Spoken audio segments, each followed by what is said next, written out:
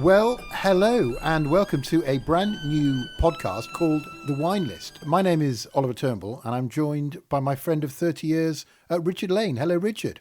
Hey, good evening, all. I can't believe we're doing this. We're doing a podcast and it's all about wine and what could be better. Well, exactly. And I suppose in the first episode, it's best to explain a little bit why we decided to do this rather than just be, two blokes having a lovely chat over a glass of wine. Oh, yeah, good idea. Basically, although I've known Richard for decades, we have a sort of very different taste in certain things. One, Richard is a bit of a wine buff and we'll talk a little bit about how that's happened in a while. But as I've grown older, I've moved from being that boy from Yorkshire who likes a beer to quite enjoying a glass of wine, but being completely ill-educated in it and also being totally intimidated when I see a wine list because I don't know where to look first. I can't remember what I liked last time. I don't know what goes with what food. I don't understand what appellation means, what the names mean. I know a little bit about grapes. And I thought, well, I wonder if there's a lot of people out there like me who would, appreciate that education from 101 to a little bit advanced. No, you're the only one, Ol.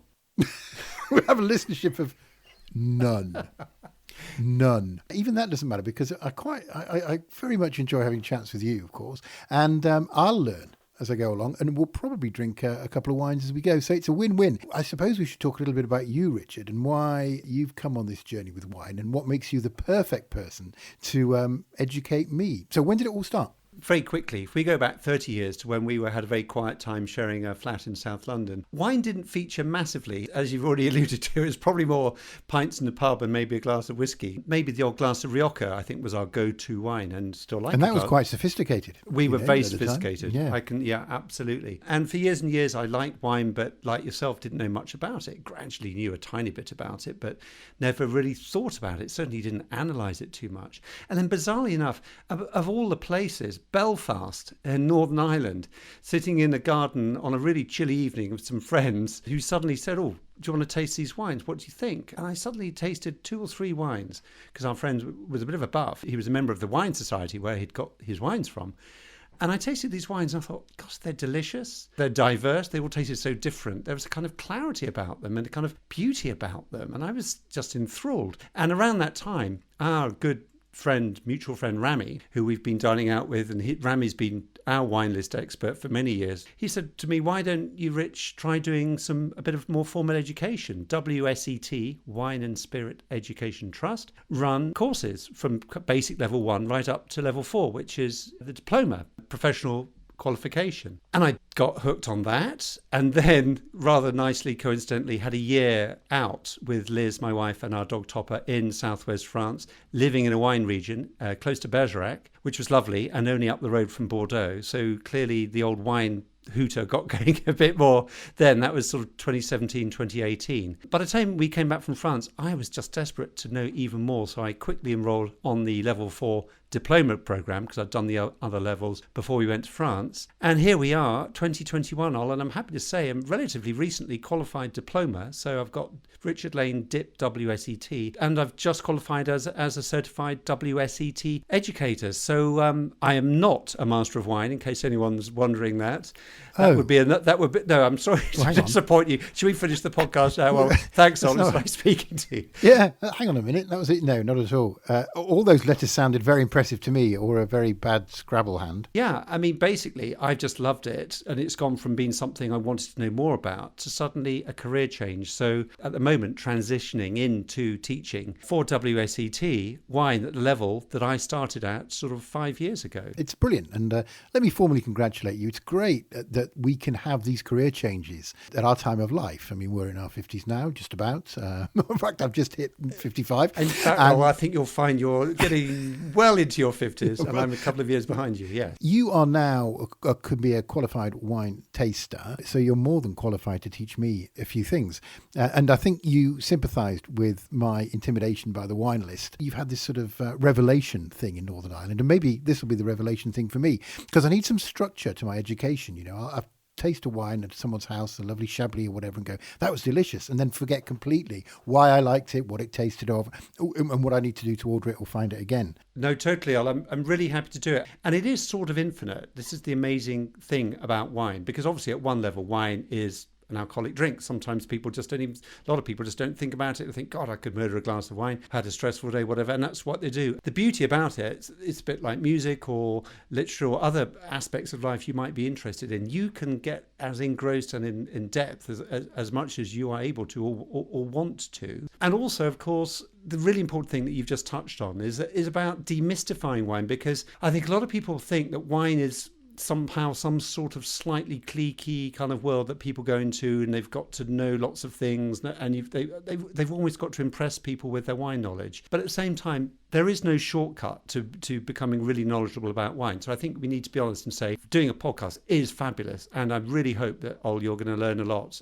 in this series. But of course, we're not doing a wine course here online. This is a chat. This is a podcast. Folks like WSET is what it's all about. And who knows, people by the end of this series may be thinking, maybe I should give one of those courses a go.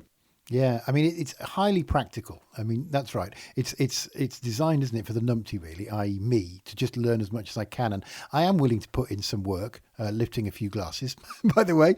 In order to heavy lifting the wine glass.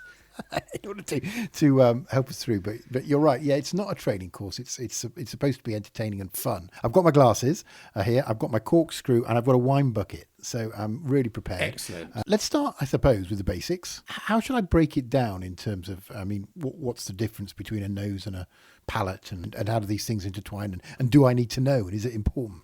This series is of 10 episodes. We're going to cover diverse areas. In this episode, and by the way, I think we need a sip of wine very, very soon, all. So get that white wine out of that bucket and get it warming up a bit, because actually one of the first rules with white wine, sometimes people just serve it too cold. We should first of all say that we're tasting 2 wines tonight, before I answer your question about structure and all that sort of stuff. We are starting, I think, with 2 really, dare I say, I think really, really good choices, because people will recognise them. Our white wine is a Sauvignon Blanc from New Zealand, and it's called, I think this is how you pronounce it, Infinity. It's like infinity, but with a V. Infinity or Infinity? How do we pronounce that, Ol?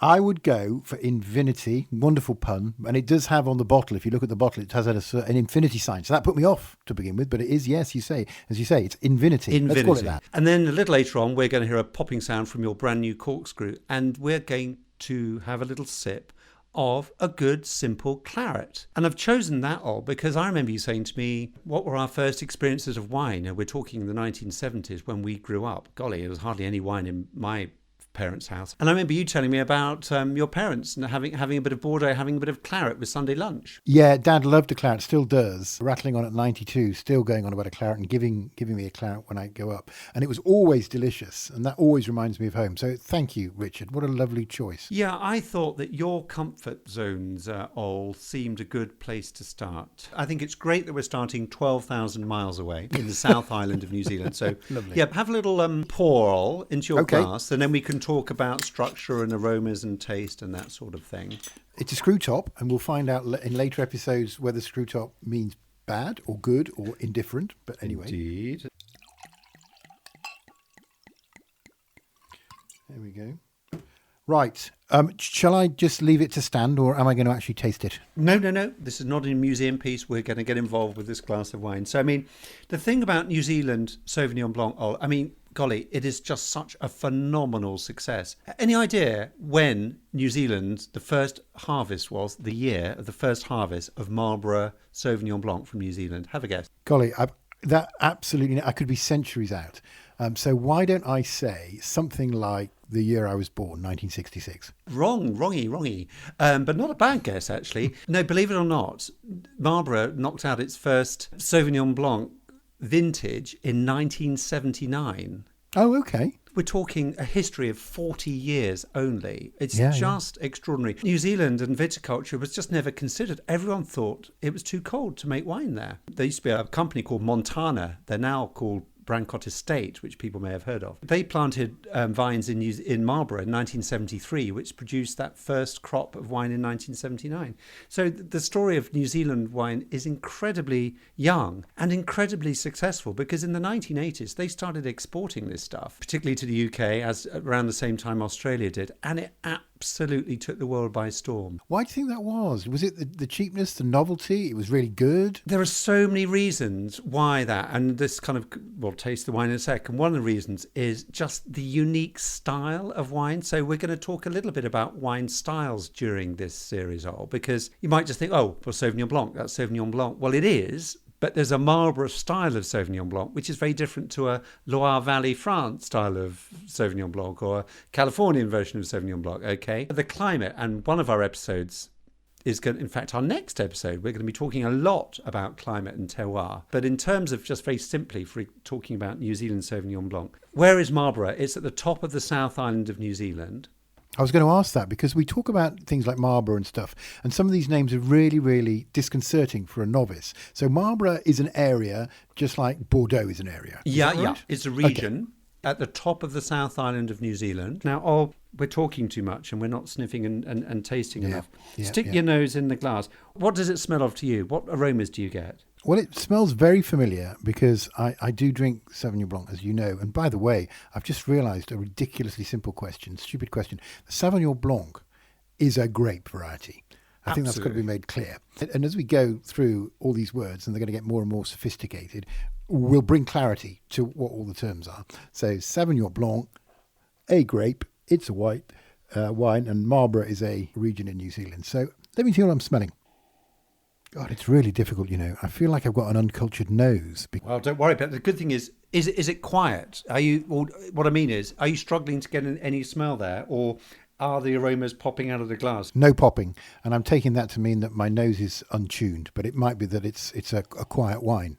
Well, it's interesting because, again, another good reason to start with Sauvignon Blanc. It's one of the less quiet wines around. Oh, dear. No, Oliver. It's only episode 1. It's all right.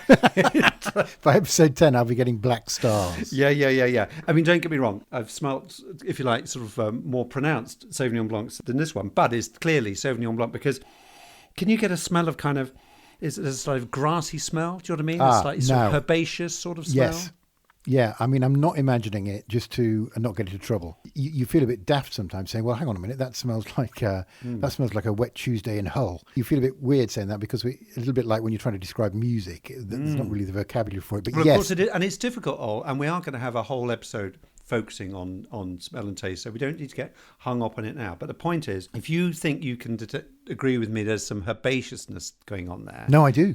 Yeah, good. Really, that's great. I mean, that's great. That's not me putting words into your mouth, because that is a classic signature of Sauvignon Blanc generally. You'd say the same in France. Have a sip, because it's when you have a sip that often you get obviously a bit more than you're getting on your nose.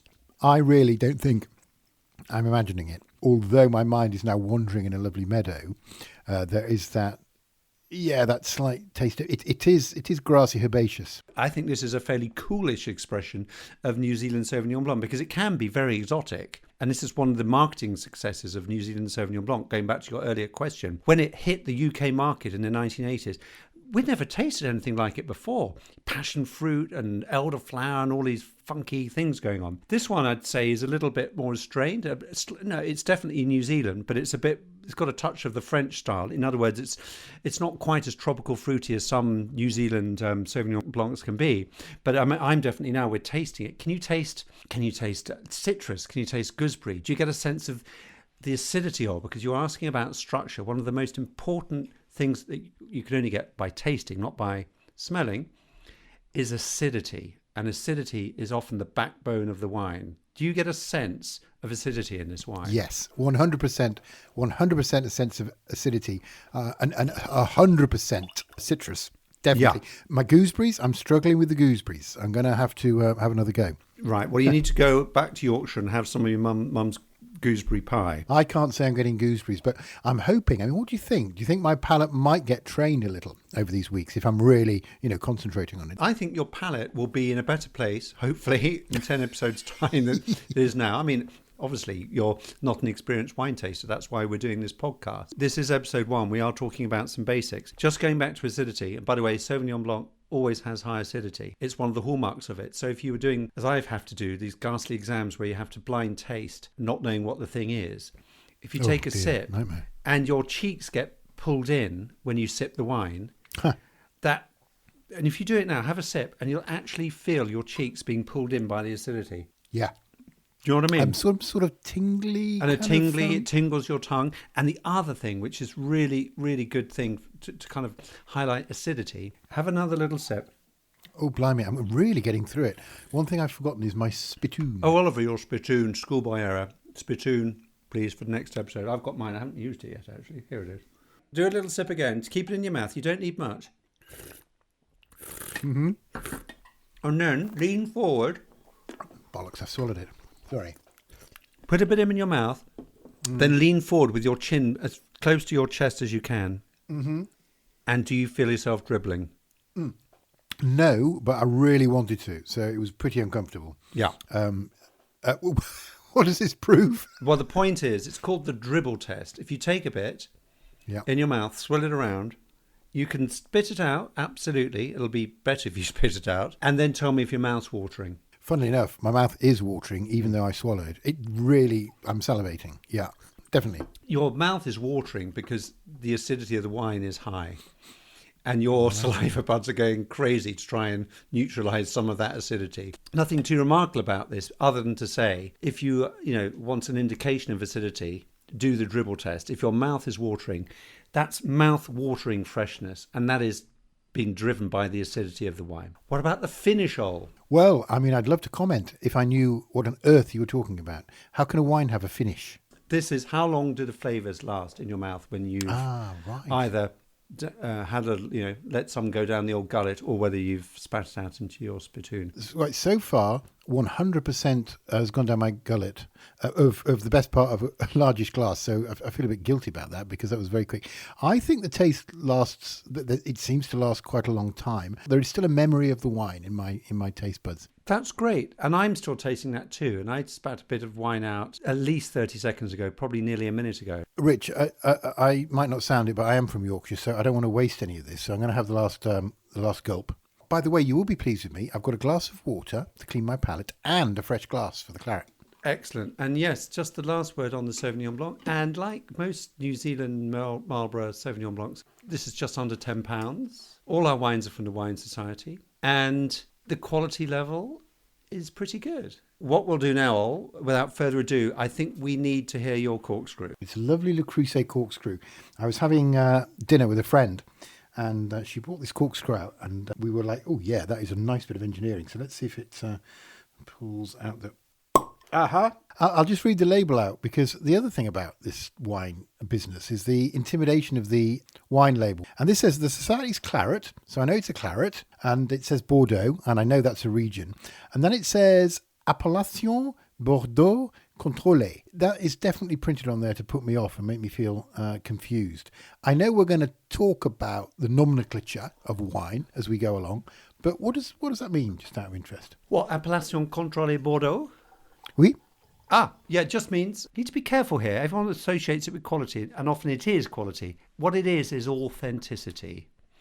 It just tells you that wine comes from Bordeaux and has been checked out by a panel and has been made legitimately. So it's an assurance quality kite mark, if you like. So appellation means what exactly? Well, I mean, it's sort of the name of an area, a sort of, you want to give a particular region. And again, we'll obviously talk about this when we talk in the next episodes about geography and stuff, which is about defining areas that are suitable for winemaking. And this is when we introduce the concept of terroir. But let's not get into terroir in episode 1. No, I think what we will do is, though, every label I'm going to go through and understand. And every time we come up with something new, that'll be interesting. So basically, it's a claret, and it's got a stamp of approval, kite mark if you will, saying this is definitely a particular grape type, which we'll talk about in a minute, from Bordeaux. And Bordeaux is almost like a trademark of quality. Brilliant. And some of the best wines in the world, and some of the most expensive wines, sadly, that we're not tasting in this series, will come from Bordeaux. But what people forget is that 90% of Bordeaux wine is quite ordinary. I don't mean that pejoratively, but it's intended to be drunk young, and you'll find it in the supermarkets, often in France, for €3 or €4 a bottle. Claret, by the way, is just an old-fashioned name for a rather pale type of red wine that was quite fashionable hundreds of years ago. It was called claret, meant you could actually see through the glass. Can you see through the glass, Ol?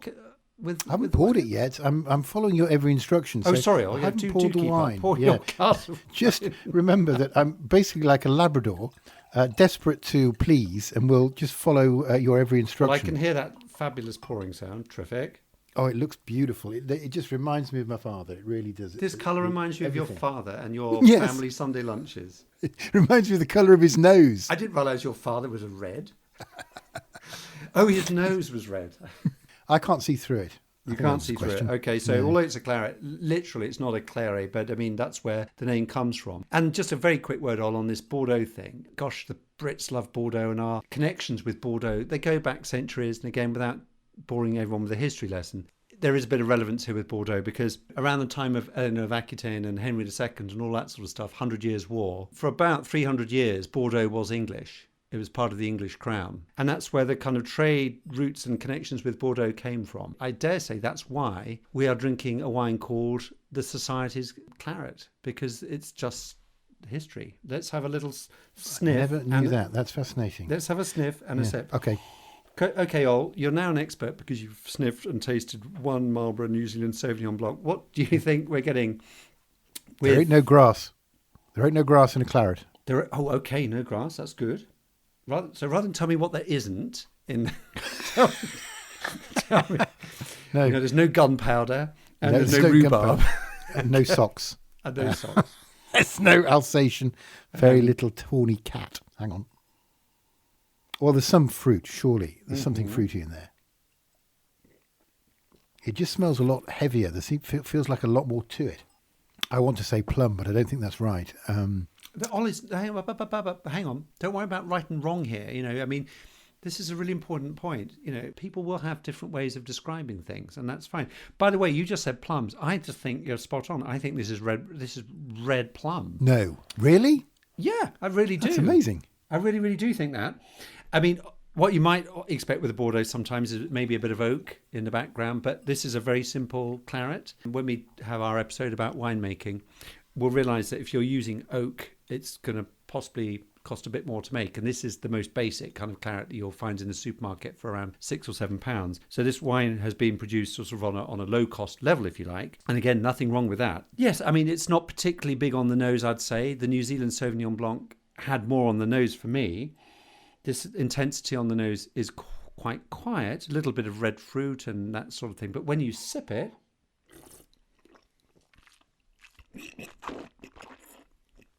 gosh, what's happening? Are you?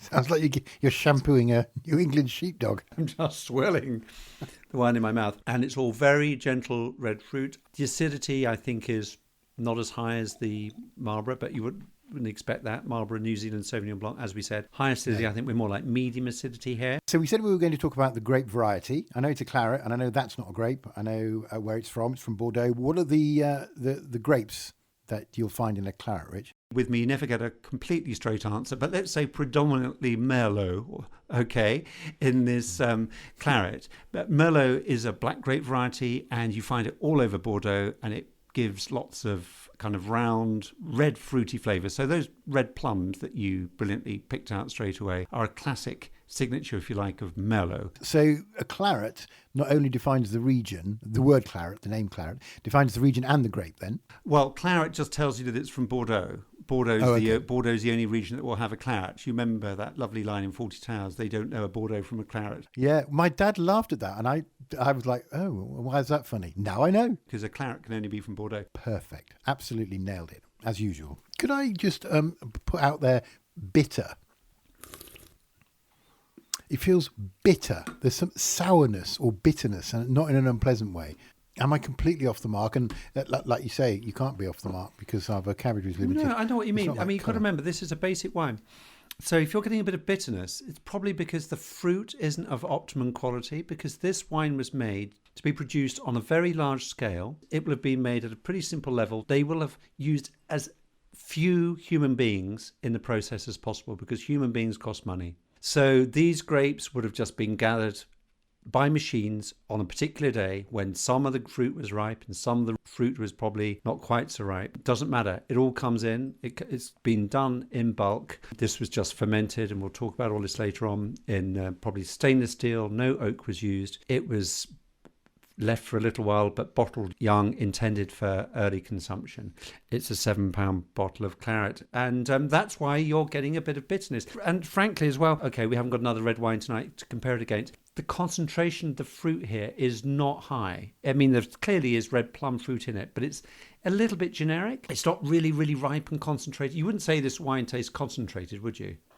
I don't think so. I don't think, like I say, my vocabulary on this is limited, as is my experience. But no, I wouldn't say it was full in the sense that, like, when you hear a musical chord which has many notes in it, it's very rich, like on an organ as opposed to on a violin or something. But there's something you said earlier which really resonated with me and answered a question that I sort of didn't know I wanted to know the answer of. But when you're getting into wine, you think, what makes a cheap wine and what makes a good wine and what makes a bad wine, and why is it so varied in prices, and can you really pay £100 for a bottle of wine? You said about mass production, and it's just like, right, let's get these grapes out of the field into the first part of the process of turning them into wine. And you're going to be non-selective about which of the actual physical fruit you take. And there's an implication there that in some of the more expensive wines, you'll be far more careful about the actual stage of ripeness of the individual bunches, if you like, that you are going to put in your wine, as opposed to just some sort of mass-produced that just take everything off the field. Is that correct? No, you're spot on. And you're jumping ahead slightly. So well done for being a keen student. Will be addressed later in the series. This is all about human decisions and stuff you can do in the vineyard that can actually have an influence on the wine that we ultimately taste. And a lot of that comes down to human resources, good old HR. And guess what? The cost implications that go with that, and quality, and what you can do with quality. It's very easy just to zoom up to the top end of stuff and look at the very best wines and get really excited about it. But the reality is most people will never taste them because they're too expensive. I think what is interesting, and maybe we're going to discover this during this series, is a kind of point where you can find wines that have really lovely quality, but they may not be rock bottom prices, but they're potentially within most people's budgets. And for me, and for the wine industry, that is the most important price point. How far can people go? How far can you take people along this wine journey without killing their wallets, or people turning their back saying, well, that's all very well, but what's the point? Because I'm never going to be able to afford it. And I suppose you find your own level, don't you? You find your own level at which you can get enormous pleasure out of something that is affordable to you. Yeah. No, you absolutely do. Oh, we're drawing to the end of episode 1. How does it feel? Yeah, even better than I expected, to be honest. Claret is something I've tasted ever since I was 8, so we're getting close to half a century, and it still brings me home. And that's a lovely part of it as well. However, I realised from talking to you what the limitations of the claret are that is in my glass at the moment. I'm starting to understand why, because I am quite inquisitive. And the system of wine to me is incredibly complex. And I just want to find out some of the variables that go into making a wine, quotes, good, expensive, or not so good, and where that sort of beautiful sweet spot is, where it's both good and within the price range. Similarly with the Sauvignon Blanc as well. I liked it. It tastes like home. And I'm just starting to get into why that tastes like that, and what is the, if you like, the lexicon of language I can use to describe wine. So actually better than I expected, and in terms of learning some interesting stuff, like just that point about if you take all the grapes in off the field, obviously you're going to get better and worse grapes, and you're going to get a product that's good enough but not the absolute best it can be. And I think we'll learn and we'll build on that knowledge. And I like the idea that we're building a wine list from scratch, from the very basics to something a bit more interesting and sophisticated. So loved it. Can't wait for the next one. And I think maybe you can reveal now the subject of the next episode and the wines that we're going to taste, because they're already in my cellar. In the next episode, we're going to be talking a lot more about climate. But in terms of the wines we're going to be tasting, we'd love people to taste along with us. We are going to be tasting Chardonnay from Chile, from an area called the Limarí Valley in the northern part of Chile, or the northern part of the wine region of Chile. It is available. Obviously, we're drinking Wine Society wines, but people can probably find these in their supermarkets. I should think somewhere like Waitrose in the UK or others will do something similar. So a Chardonnay from Chile. If you can get a Limarí one, brilliant. If not, another Chilean Chardonnay would be great. And we're also on the red front. We are going to be tasting one of my favorites. We're going to be tasting Cabernet Franc from the Loire Valley. So again, if you can get hold of a Loire Valley red, an appellation like Chinon or Champagny-Saumur or Bourgogne. Gosh, it's hard pronouncing these French words sometimes. That would be great. By the way, I should say we're going to put all these details of the wines we've tasted tonight and the wines that are coming up on our new website, because haven't you just created a website? I found some space on the internet and they've given it to me, and we've got our own website. Shall I reveal the URL? Please do.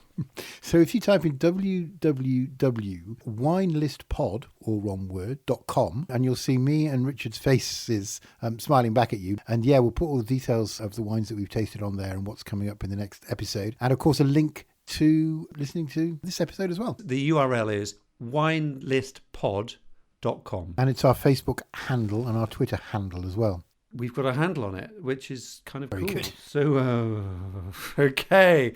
Oh, my dear boy. So lovely to share New Zealand Sauvignon Blanc and good old-fashioned claret. Remind me of your mum and dad and roast dinners in the 1970s. I think on that note, it's better be sort of farewell, old chap, and see you next time. Indeed. I look forward to it, Richard. Thanks very much, and goodbye for now.